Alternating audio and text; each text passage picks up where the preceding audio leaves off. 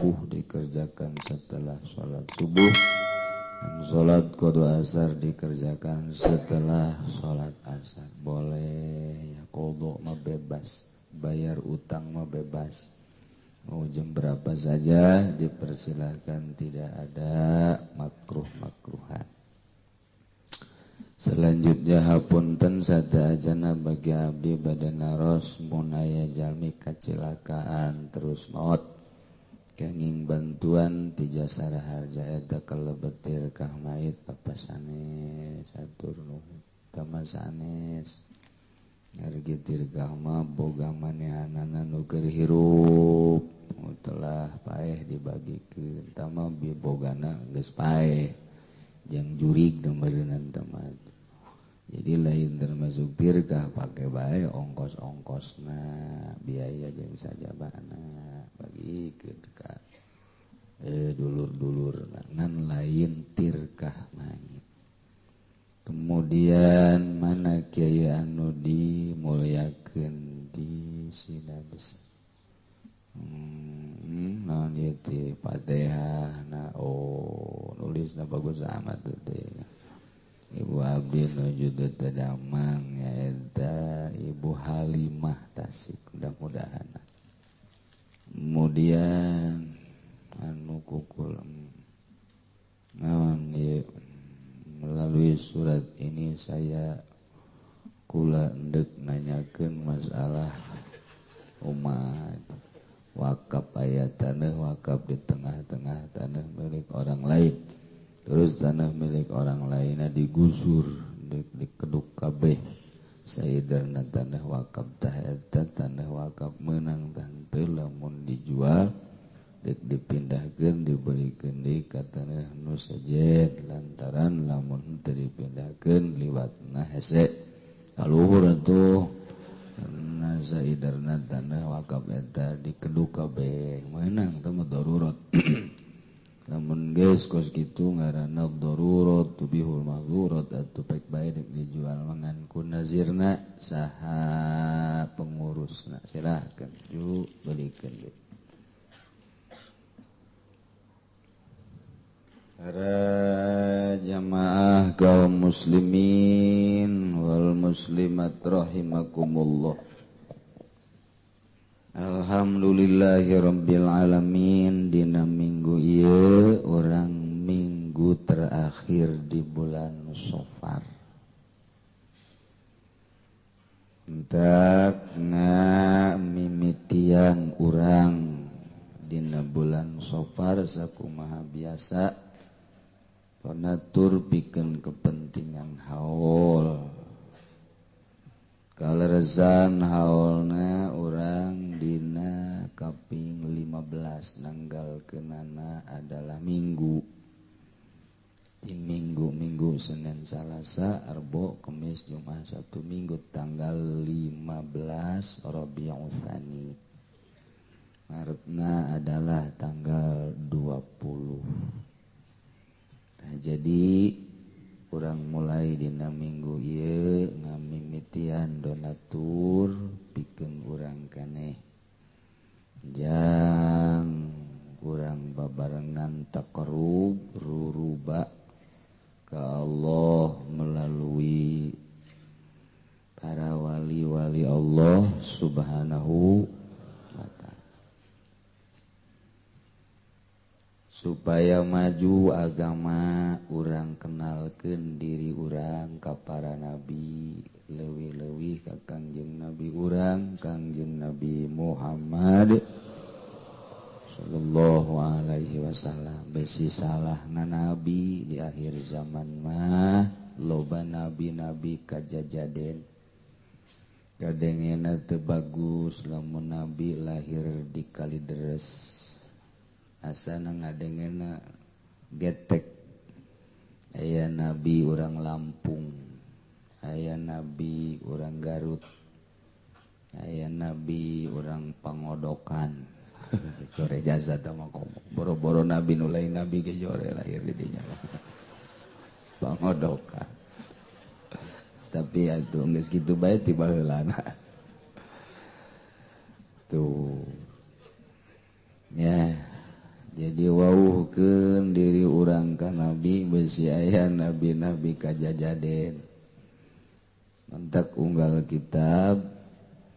komentar wajib urang mere penerangan ke anak urang hiji nabi urang ngaranna Kangjeng Nabi Muhammad sallallahu alaihi wasallam lahirna di Mekah diutusna di Mekah ngalih ka Madinah pupus di Madinah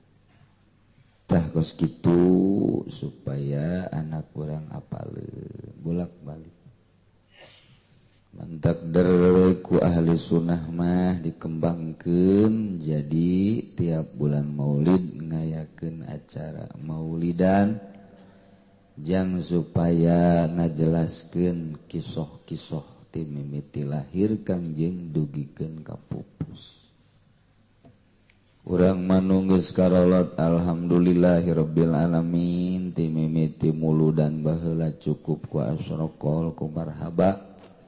datang ka dikembangkeun ku ceramah-ceramah bahkan nu lain ahli ceramah ge seperti artis aktor milu ilu biung di dunia ceramah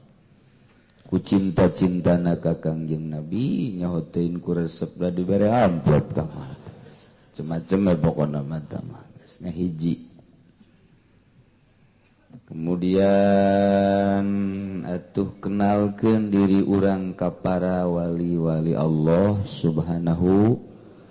wa ta'ala abeh maju agama sabada Kangjeng teh aya penerusna ialah para khulafaur rasyidin belah dieuna diteruskeun ku para wali-wali Allah moal kuat agama mun dicekel lain ku wali lantaran gulak-gilek bae nyekelan agama lamun lain ku wali memoal gulak-gilek lantaran eueuh nu dilirik iwal ti hiji we kaagungan agama Allah subhanahu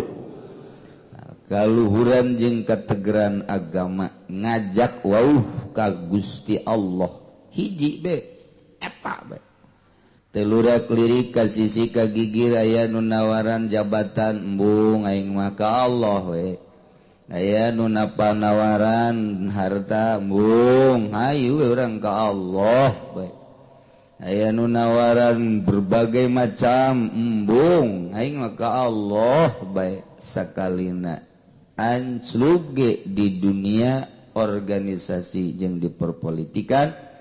nyana mangan sakadar dek ngagungkeun agama Allah ngaluhurkeun agama Allah aya kesempatan mah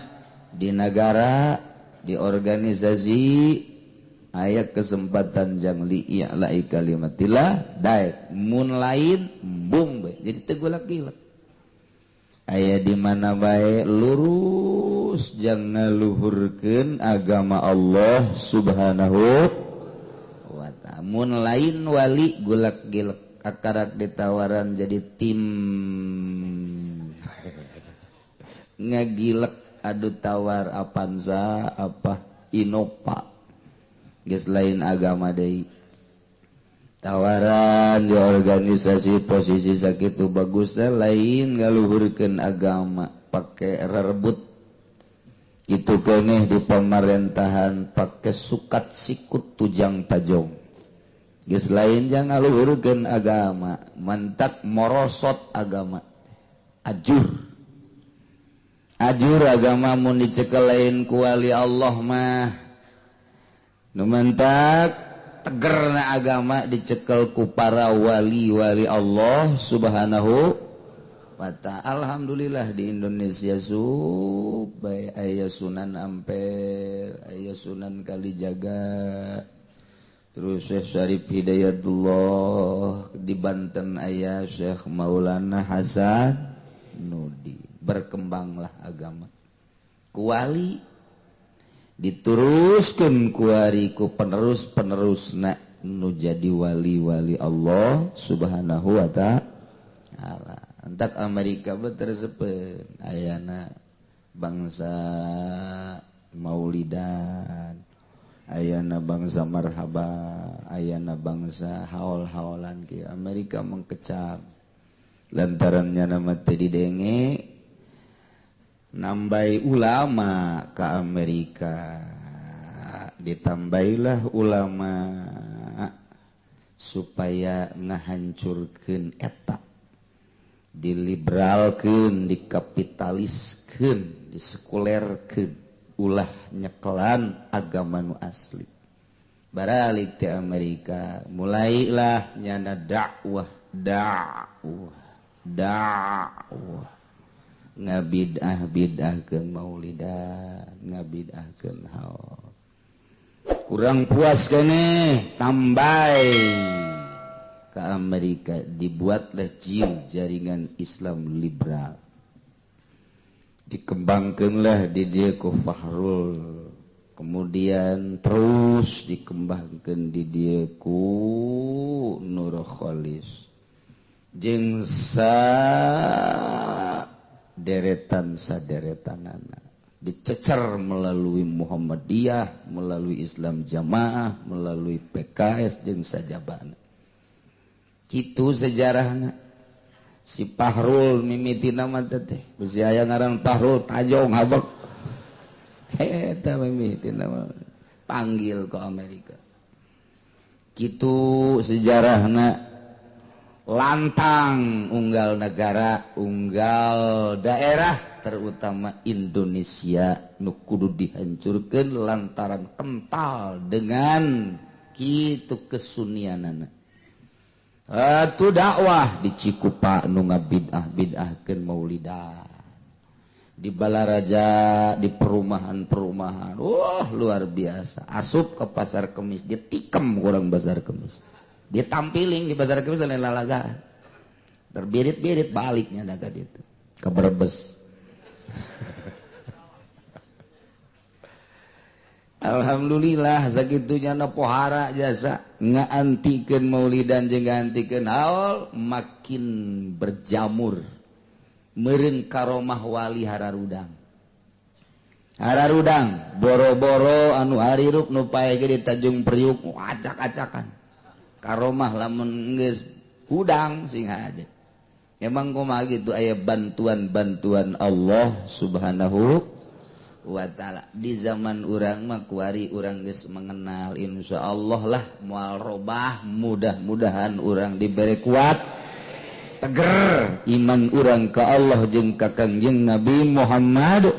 sallallahu alaihi wasallam jeung percaya ka karomahna para wali-wali Allah sebab urang aya nu ngadidik di luhurna nu ararasik keneh maot urang kabehan pasti bakal mararaot cel anak urang incu urang nu eueuh ngadidik wali Allah solihin geus pararae kamari ge haja solihin di ditu pae hiji seueuh nu ngadidik teh nyahoeun aya ge bangsa jaringan Islam liberal bangsa kapitalis wungkul nu kos kararitu anu nyana menuhankan materi nu ulah resep ka Al-Qur'anul Karim timbul engke ti anyak incu urang dimimiti ku ari di SD na geus diliberalkeun geus dikapitaliskeun budayana tumbuh engke SMP na SMA na sementara wali Allah geus arareueuh nu ngadidik pikumaheun ka hareupna mata wauhkeun anak urang jeung incu urang ka wali supaya nyahoeun bahwa di dunia teh horeng aya wali ulah diwauhkeun ka bangsa profil-profil tolol profil-profil Yahudi profil-profil Nasrani profil-profil nu bangsa bararejag nu kos kararitu mah ditolol-tololkeun ditayangkeun di televisi bimimiti Batman-na Superman-na datang ka Power Ranger-na dan lain sebagainya wow budak leutik teh geus ngarobrolna nu kos kitu bae lantaran pertama dididikna ku Yahudi langsung ka jero hatena tet ararasuk. Wow, ngomongna ge budak leutik. Waduh, lamun aya Super Ranger mah. Wah, Power Ranger nu karona teh karar itu teh. Kolot geus teu nyaraon budak sia ngomong naon. Teu nyaraon, koreng geus perubahan. Geus perubahan dididik ku Superman bisa hiber. dididik baheula mah atuh eueuh nu kos karit da kuari teh teu nyahoeun ayana sosok ulama nu bener nu mana profil ulama anu lurus nu mana profil wali teh nu kos kumaha tah kajen teuing kunyana dibid'ah-bid'ahkeun ge ka kula geus datang sabaraha urang nu ngabidah-bid'ahkeun carekan ku aing sia imah aing ieu aing mabur sia ka ditu naon ieu kahareupna pikumahaeun sementara ieu Nasrani jeung Yahudi terus-terusan mantak ka urang gade deuk datang Hisam du diwali-wali ti Libanon ka Amerika sok ditayangkeun di televisi mancanagara dunia nyana profil seorang torikoh kelas internasional asli urang Libanon cicing di Amerika eta mah buatan Amerika untuk mengaburkan wali-wali nu asli jeung torikoh-torikoh nu asli ulah katipu sing hade mendak mun teu boga jalur-jalurna bakal katipu tanyakeun silsilahna ti mana trek salah lain janggotna kajenting datang ka taneuh lain nyana bisa hiber tetep bae lain sihir kitu bae boga jalur tersendiri tetesan langsung ti Kangjeng Nabi moal kaliru nu asli mah tak kajen teuing urang Libanon kajen teuing urang Turki kajen teuing urang Amerika lamun asli kanyahoan lain asli kajen teuing udeng-udengna sagede godag nyaho godag sia makanya obrak-abrik godag lain bae tetep bae dirangkul kemudian pelukan jeung SBY pelukan 1000 kali pelukan nu nyahoeun ulama Indonesia lain bae Jawa Timur Jawa Tengah nyahoeun lain torikoh asli sehingga ada besi berkembang di Tangerang kula didatangan ka di supaya datang mesilahkeun tapi ngembangkeun kos kitu awas dikeun pengajian di pendopo kula supaya hadir berdampingan jeung manehanana dengan Pak Bupati dan Pak Wali Kota embung aing embung apa alasannya embung bae geus pokona teu nyahoeun setelah diteliti trek pengkaburan kaburnya di Libanon diusir ku urang Libanon mendak mun teu nyaho bahaya nu kos kitu mah tuh aya nu zikir di mana ieu Cirebon mana silsilahna ieu hasilna kumaha ieu lamun zikir bisa wauh jeung jin jalain kitu torekoh mah lain ditawauh jeung jin lain aya deui tek ieu mana ieu mah teh anu nyanding ke Tuan Syekh Abdul Qadir ai mah nya Tuan Syekh Abdul Qadir nyanding kitu mah ngaranna kos itu begenderuah tuh macem-macem zikir di orang sing hade besikat tipu lain eta zikir mah hiji titik dek makrifat ka Gusti Allah anti dunia anti makhluk anti materi anti nafsu hiji hayang wauh jeung Allah subhanahu mantak patennya nama teu bisa diganggu gugat ti Kangjeng Nabi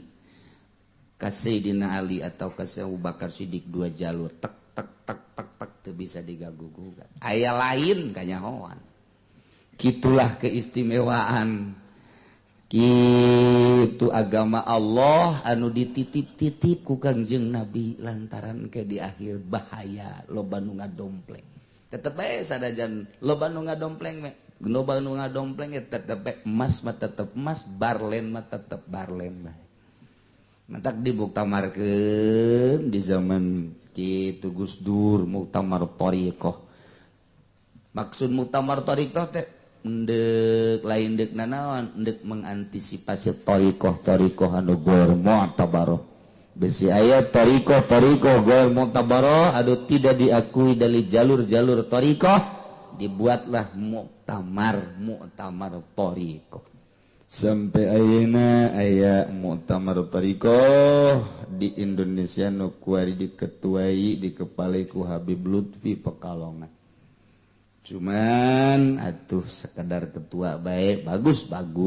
jangan mengecek muktabaroh jeung ghair muktabaroh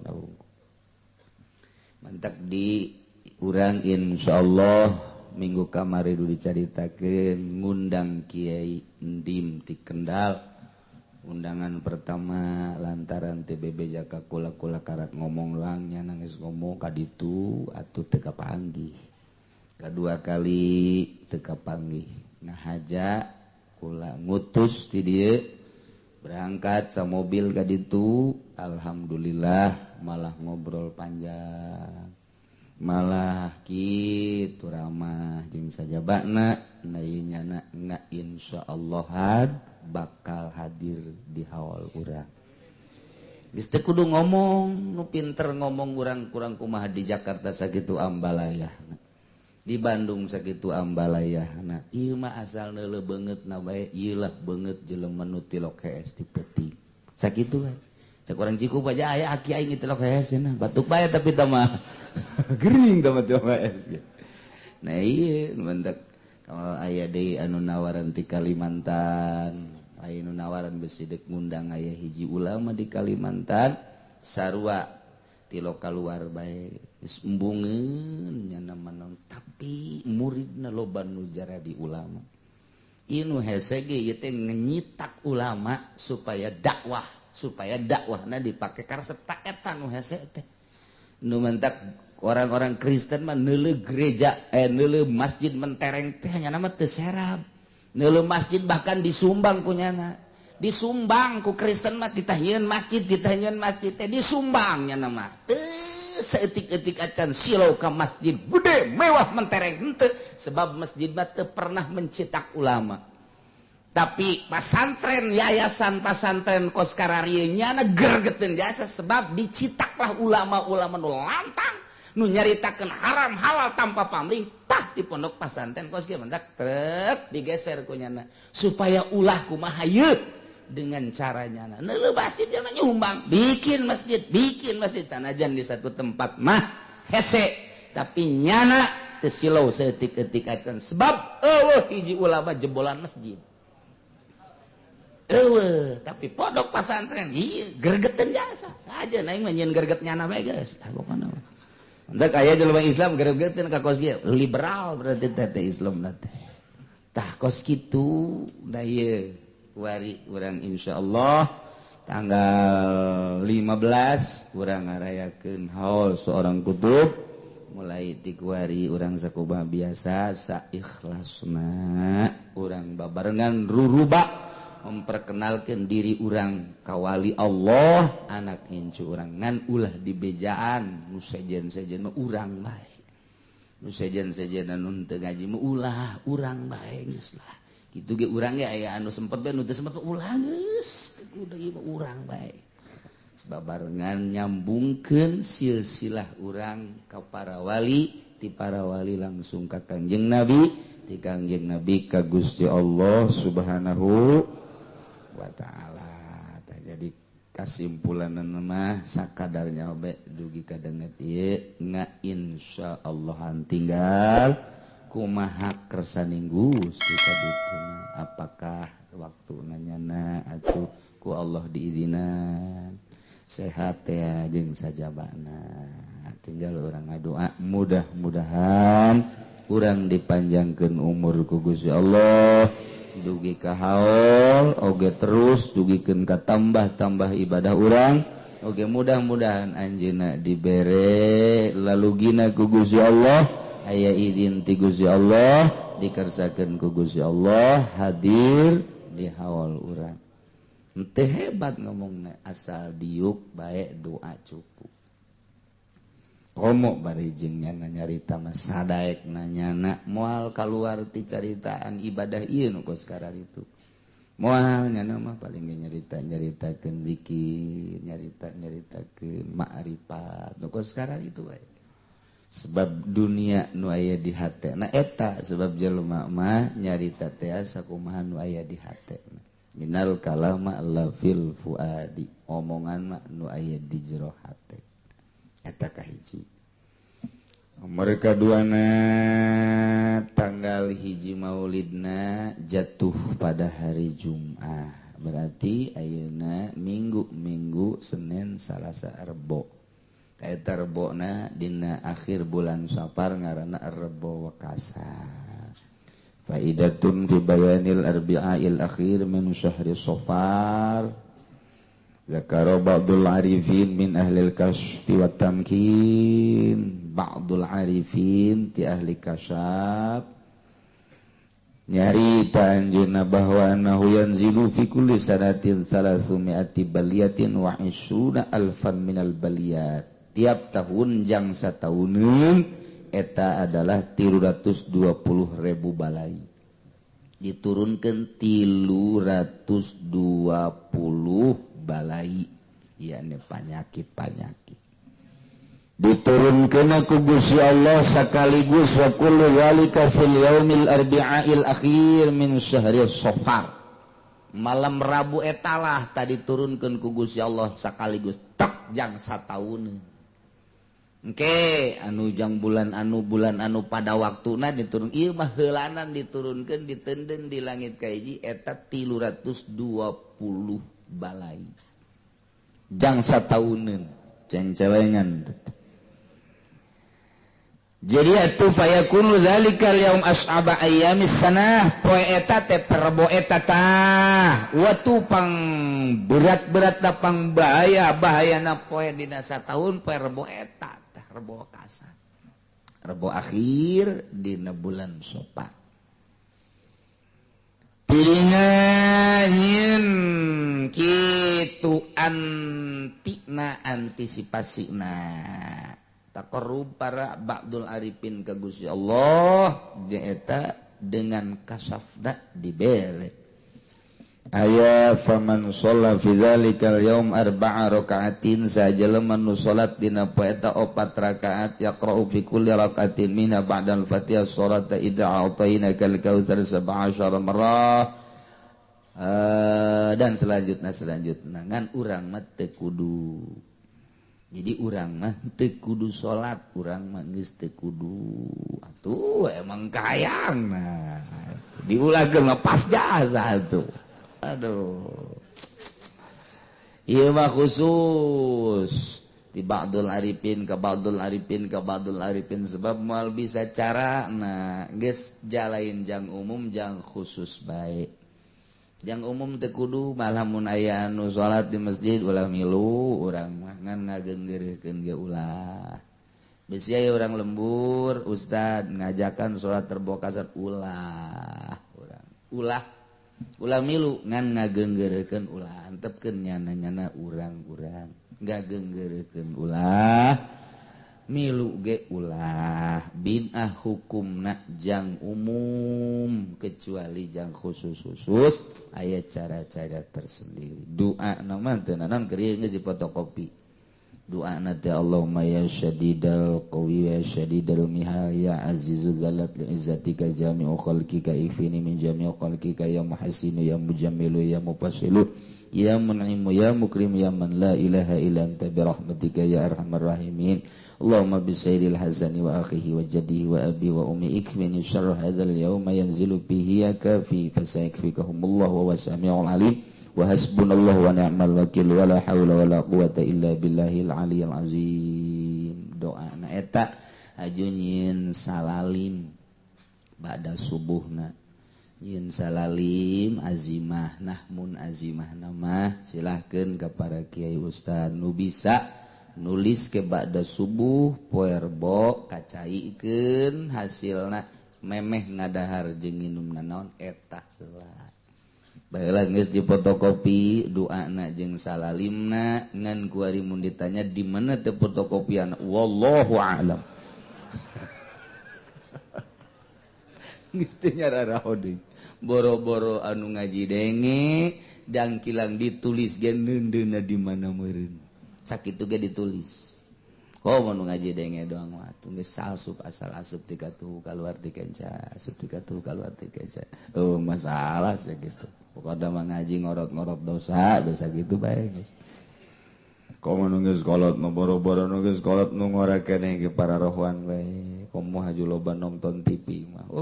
Kamari pas surat Malaysia jeung Indonesia sabarang beureun ilmu nu nganceng atuh. Ngaranceng ilmu sakali jeung surat ngaranceng geus teu karasa. Insyaallah nah ieu jadi rebo isuk rebo wakasan ba'da subuhna eta engke nulis salalim salamun ala Ilyasin salamun ala Musa wa Harun salamun terus kolam salalim ngaran aya azimahna geus baheula teh tadi tingali deui kemudian dicatet buku ditulis kacaikeun caina ke ka sumur-sumurkeun ka kula ka mana terutama nginum urang heula ti heula tah kitulah dina rebo wakasan dina rebo isuk ulah waka ka mamana heula mun memeh nginum eta jang satauneun eta supaya urang ulah kakenaan cocoba jeung balai anu ku Allah diturunkeun dina malam rebo eta. Urang nuluykeun pangawasan urang walau kharajat bi ghaibati li ziyaratin wa nahwiha lam taskut sarwiti boga salaki ngaran Zaid kuari ke Zaidna usaha ka Jakarta sarwiti sorangan di imah aju dijeroker eueuh salaki nya sarwiti ziarah ka dulur sarwiti ziarah ka indung bapa sarwiti ziarah ka tatangga nu kudu didatangan aya kepentingan nu kudu didatangan ta eta model ngalayan nu gering aya nu maot takziahan ta eta nya sarwiti kaluar ti imah waktu salakina keur eueuh ngan kaluarna aya motif anu dimenangkeun ku agama yakni ngaziarahan dulurna atawa ngadatangan indung bapakna atawa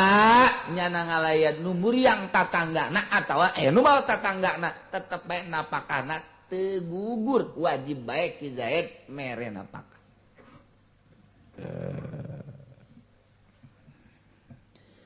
wal azaru ala napaqata li sogiratin Zaid boga pamajikan ngaran sarwiti urang Cikupa kabenerannya sarwiti nate ieu adalah umurna kakarak 7 tahun aya awakna marada gede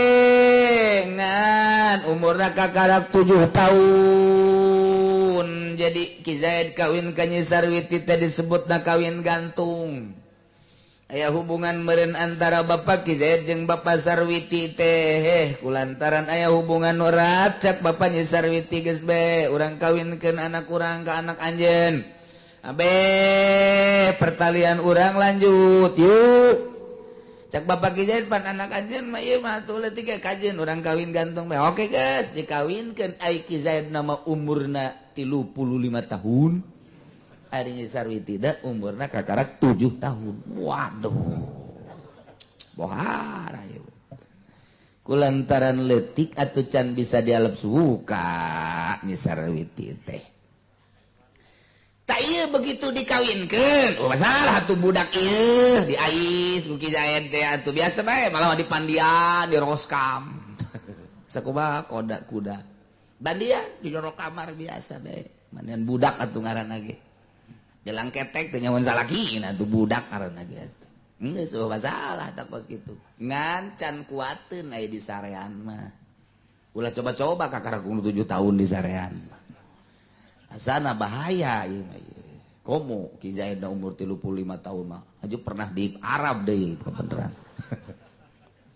Tah ieu ulah coba-coba encan kuateun.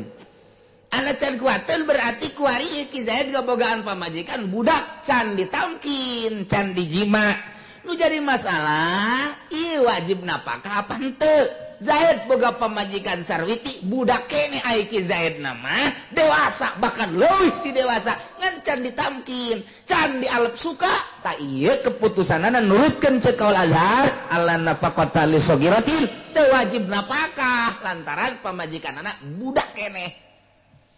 Antak ieu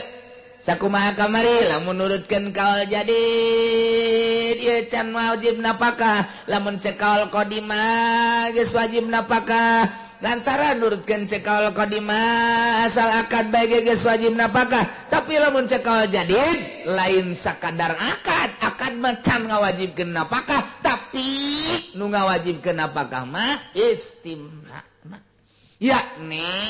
tamkinna ngalep sukana. Nah kulantaran can bisa dialep suka cekaul jadid can wajib napakah cekaul qadim geus wajib napakah. Ta'arud antara pendapat Syafi'i keneh antara jadid jeung qadimna. Idza ta'aradal qadim wal jadid fal qadim laysa mazhabi. Di mana ta'arud kaul qadim jeung kaul jadid maka kaul qadim laysa mazhabi. Mantak wallazi yu'malu wal jadid nu diamalkeun adalah kaul jadid. Kasimpulanana Zaid teu wajib nganapakahan pamajikan dan ngaran Sarwiti lantaran pamajikanana leutik keneh. Kuari dibalikeun kumaha lamun nya Sarwitina umurna 20 tahun lai Ki Zaid umurna kakarak ge 7-8 tahun kawin gantungan nu kuari nu leutikna salakina. Ai nya Sarwitina mah geus umur 20 tahun bahkan bejana cenah pernah kawin sagala rangda beng serap berarti geus hayangeun jasa geus jongsrong jasangan kulantaran nurut ka indung bapa nate mika hayang ka Ki Zaid supaya jadi salakina aya hubungan antara bapa jeung bapa maka dikawinkeun nya Sarwiti umur 20 tahun ka Ki Zaid umurna kakarak ge 8-9 tahun berarti nya Sarwitina dewasa ai Ki Zaid nama budak nu jadi masalah kuari napakana wajib apa henteu gitu. Mun ieu nanyakeun ka Hansip moal bisa. Moal bisa Hansip paling nya ngatur-ngatur di balai desa Hansip mah. Parkir ge mun rokok. Rokok balik nya mah. Tah iku bae wa anha tajibu likabiratin ala saghirin. Sanjana apakah wajib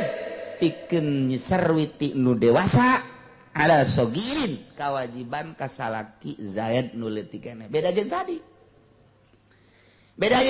Ki Zaid leutik keneh umur 8-9 tahun kuari dikawinkeun ka nya Sarwiti umur 20 tahun ta eta teh sanajan Ki Zaid can hayangeun can bisa numpakan nya Sarwiti can bisa bae kajen kukumaha ge kajen dipaksa-paksa ge milih bae. Sarwiti teh kumaha cenah ya geus teh nu jelas can bisaeun ta eta tetep wajib napakah lantaran naon sebab geus jerahkeun diri pan ye Sarwiti na ka Ki Zaid malah geus bubuka bae asal tas magrib bubuka asal tas magrib bubuka atuh eta mah henteu sote Ki Zaid na tah mah okos anu peluh bae Sarwiti boga salaki ngaran Zaid kemudian menang 5 tahun kebeneran tabrakan terganggu sarafna anu kazakarna peluh teh tetepan aing Sarwitina mah atuh hayu bae ngajakan malah siap jasa deuk sampai 5 kali gelos Ki Sarwiti ngan Ki Zaid peluh ta eta teh wajib bae napakah sanajan teu jima lantaran panyakitna lain di Sarwiti embungna teh atau panyakitna aya di Ki Zaid peluh ongkoh wajib napakah ongkoh. Aduh pangjore-jorena mun lalaki geus peluh lantaran eta cak Iki Ruslan dina kitab nikmatud dunya salasa nikmat dunya ayat 3 naumun wa qublatun wa idkhalu zakar nikmatud dunya salasun nikmat dunya ayat 3 paltu tabal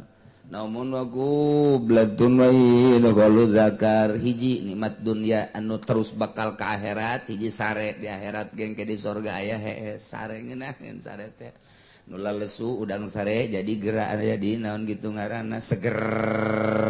dua nyium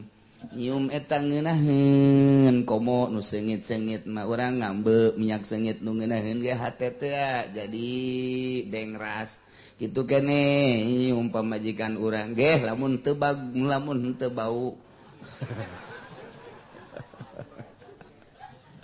pamajikan laga beneran can mandi mah barang diamban ku urang jai masih mah bau kadal tetep ente senang. Tanu katilu nama idkholu zakar ngasupkeun zakar ge ulah saasup asupna. Eta nikmat dunya tilu nu bakal kabawang ke akhirat di akhirat ge eta mah aya tanu di dunia di akhirat diturunkeun ka dunya eta tilu eta mentak lamun lalaki geus teu ampuh dongkrak antik nang geus eta. Ceki soleh teh mah tu paeh mah bahaya. Paeh listrik paeh, mobil paeh dorong. Bahaya lamun eta nu paeh. Masya Allah. Jadi berarti dua masalah. Nomor kahiji lamun Ki Zaid dikawinkeun ka hiji awewe ngaran Sarwiti, Ki Zaidna dewasa ngan aya awewena budak. Can siapkeun ditamkin, can masrahkeun diri can boga kahayang, teu wajib napakah tamah lantaran can tamkin. Can tamkinna aya di Nyi Sarwiti tamah panyakitna. Hartina panyegahna kuari dibalikeun Ki Zaidna budak kawin ka Nyi Sarwiti dewasa. Ta eta mah Nyi Sarwiti mah geus siapeun jasa. Ta eta ngan Ki Zaidna anu barana budak keneh maka wajib napakah tamah. Kumaha lamun aya awewe munggah haji tanpa aya izin ti salaki.